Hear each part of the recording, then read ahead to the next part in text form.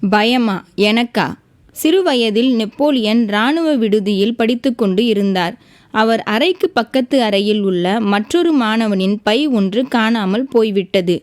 உடனே அந்த மாணவன் மேலதிகாரியிடம் புகார் கொடுத்து நெப்போலியன் மீதுதான் சந்தேகம் என்று கூறினான். உடனே அவர் நெப்போலியனை அழைத்து எதையும் விசாரிக்காமல் இனி திருடுவாயா என்று அடிக்க ஆரம்பித்தார். சில நாட்கள் கழித்துத்தான் பையை திருடியது நெப்போலியன் இல்லை என்று தெரிய வந்தது.